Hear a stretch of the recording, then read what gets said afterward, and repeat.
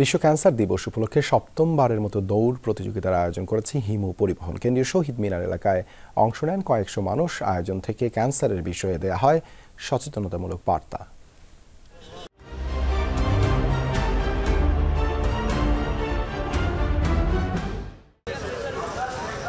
শেষের পথে মাঘের শীত, কুয়াশামোড়া সকালেই কেন্দ্রীয় শহীদ মিনারে জড়ো হন একদল মানুষ। উদ্দেশ্য বিশ্ব ক্যান্সার দিবস উপলক্ষে আয়োজিত দৌড়ে অংশ নেয়া। এবারের প্রতিপাদ্য ক্যান্সার সচেতনতায় দৌড়। সপ্তমবারের মতো এই আয়োজন করেছে কথাসাহিত্যিক হুমায়ুন আহমেদের ভক্তদের সংগঠন হিমু পরিবহন। সাধারণ মানুষকে ক্যান্সার বিষয়ে সচেতন করাই মূল লক্ষ্য। তাই দৌড়ে অংশ নেন প্রাণঘাতী রোগটি থেকে বেঁচে ফেরারা, ছিলেন বিভিন্ন শ্রেণী পেশার মানুষও। আমার বড় ভাই হুমায়ুন আহমেদ ক্যান্সারে মারা গেছে, আমার একটা বোনও ক্যান্সারে মারা গেছে।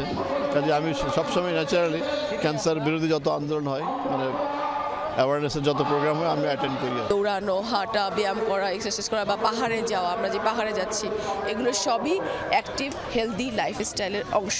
শুধুমাত্র ক্যান্সার না, অন্যান্য যে মারণ ব্যাধিগুলো আছে বা অন্যান্য যে ব্যাধিগুলো আছে সেগুলো থেকে বেঁচে থাকতে হলে আমার মনে হয় দৌড়টা কিন্তু একটা কার্যকরী পদক্ষেপ হতে পারে। আমি ফিট তো দেশ ফিট না, আমি যদি ফিট না থাকি তাহলে আমি কিন্তু দেশকে কিছু দিতে পারবো না, তাই না? আমি মনে করি যে আমাদের দেশের তরুণদের ফিট হওয়া উচিত ফিজিক্যালি এবং মেন্টালি। আয়োজকরা জানান, রোগটির ব্যাপারে প্রচার প্রচারণা বাড়লেও সতর্ক নন সাধারণ মানুষ। সেটি বৃদ্ধির লক্ষ্যেই এ দৌড়।